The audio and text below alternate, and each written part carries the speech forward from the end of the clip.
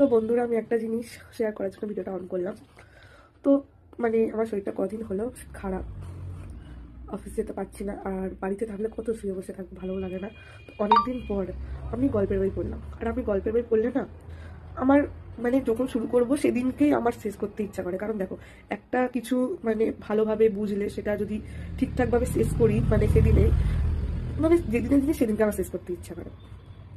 তো গল্পের বইটা কালকে আমি শুরু করেছিলাম, আর আজকে শেষ করলাম। অনেকগুলো পেজ আছে, তো কন্টিনিউ পড়া হয় না। যতটা সম্ভব চেষ্টা করি যেদিনকে শুরু করে সেদিনকে শেষ করা। ব্যাপারটা হলো, আমরা গল্পের বই পড়তে পড়তে না কি দেবিল, কেন কি জানি আমার এই সমস্যাটা হয়। বইটা এনেছিলাম প্রায় দিদিমার কাছ থেকে 4-5 মাস হয়ে গেল।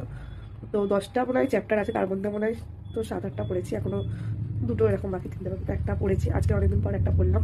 আমার না গল্পের বই পড়লে আমি মনে করি টাইম নিয়ে পড়া উচিত। আর যেটাই বললাম, আগেও বললাম, কোনো কিছু স্টার্ট করার মধ্যে সেদিনকেই শেষ করার যদি চেষ্টা করো না, ভালো লাগে। তো গল্পটা বুঝতে সুবিধা হয়। আমার না ওরকম ভালো লাগে না, আজকে একটা পাতা পড়বো, 10 দিন পর আবার দুটো পাতা পড়বো, ভালো লাগে না। তো ব্যাপারটা হলো, আমি না সবকিছুতে ইমোশনাল হয়ে যায়, খুব বড় সমস্যা। একটুতেই চোখের জল ফেলি।